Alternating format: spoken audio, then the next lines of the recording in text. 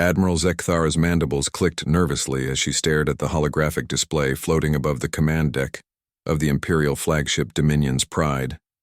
The readings made no sense. According to every known law of physics, every fundamental principle that had governed galactic civilization for over 10,000 years, what she was witnessing should have been impossible. "Run the scans again," she commanded, her 6 eyes never leaving the anomalous readings. "Admiral, we've run them 17 times, replied Commander Voss, his reptilian features creased with confusion. "The results are consistent. The human vessel, it's not following standard propulsion physics. The object of their bewilderment hung in space before them, a sleek, impossibly elegant ship barely a third the size of their dreadnought. It had appeared 3 hours ago, materializing not from hyperspace or any known FTL method, but from what appeared to be folded spacetime itself. The Empire's best scientists had declared such technology theoretically impossible centuries ago. Captain Sarah Chen stood on the bridge of the human vessel Prometheus, watching the massive alien fleet through her viewport with calm confidence. Around her, the crew moved with practiced efficiency, their faces betraying none of the excitement that came with first contact. This moment had been planned for decades. "They're scanning us again," reported Lieutenant Commander Park from the sensor station. "Let them," Sarah replied with a slight smile. "Dr. Reeves, are you ready with the demonstration?" The elderly physicist adjusted his glasses and nodded. "The quantum manipulation drive is functioning perfectly. Shall I begin with something simple?" "Please do." Dr. Reeves's fingers danced across his console, and the Prometheus began to move. But not in any way that made sense to the watching alien fleet. The ship didn't accelerate. It simply translated its position, appearing instantly 5 kilometers to port, then starboard, then directly above the Imperial formation. On the alien flagship, chaos erupted. "Impossible!" screamed the chief science officer, his crystalline exoskeleton flashing distress colors. "They're violating conservation of momentum. The energy requirements alone should have torn their ship apart." Admiral Zekthara's complex vocal cords produced a sound somewhere between a growl and a mechanical whine. The Galactic Empire had conquered 17 sectors, subjugated hundreds of species, all through their superior understanding of physics and engineering. They possessed antimatter drives, controlled fusion, gravity manipulation, and quantum computers. They were the pinnacle of technological achievement. So why did these newcomers make them feel like primitives banging rocks together?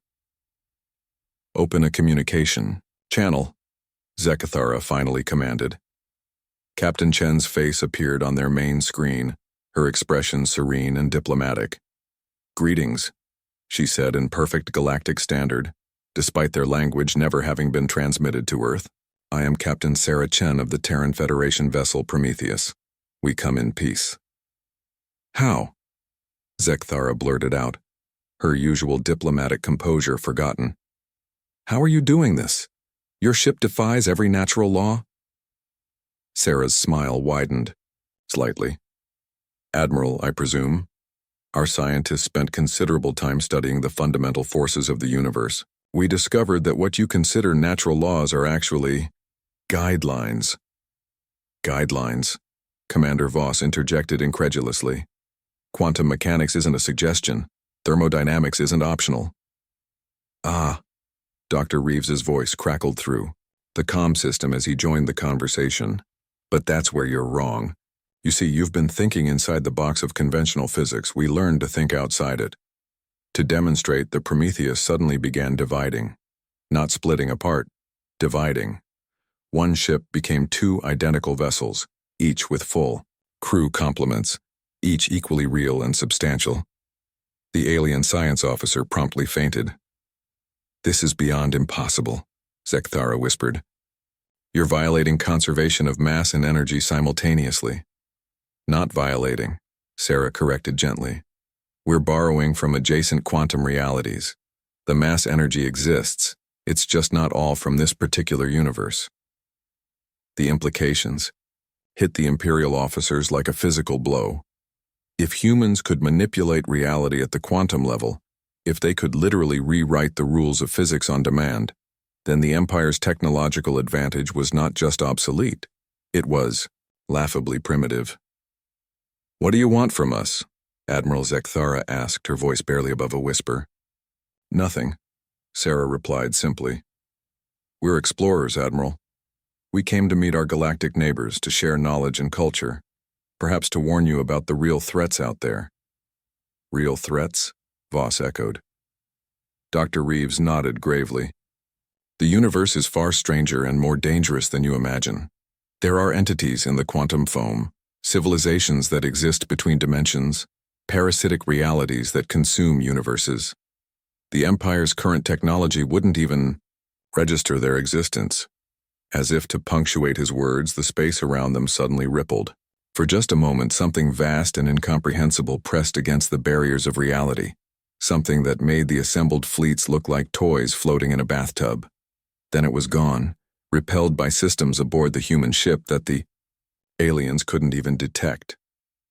"We've been holding the line for quite some time," Sarah continued conversationally, as if interdimensional horrors were merely a minor inconvenience. "But we thought it was time to introduce ourselves to our local galactic neighbors, perhaps coordinate our efforts." Admiral Zekthara felt her worldview crumbling around her. The mighty galactic empire, terror of a dozen sectors, was not the apex predator they'd believed themselves to be. They were rabbits who had mistaken themselves for wolves, only to discover that humans were shepherds standing guard against the real monsters in the dark. What do you propose?" she managed to ask. "An exchange program to start," Sarah said brightly. "We'll share some basic defensive technologies. Nothing too advanced, just enough to help you survive what's coming. In return, we'd love to learn about your cultures, your art, your music. Humanity has always been fascinated by diversity." The two Prometheus vessels merged back into one with casual impossibility.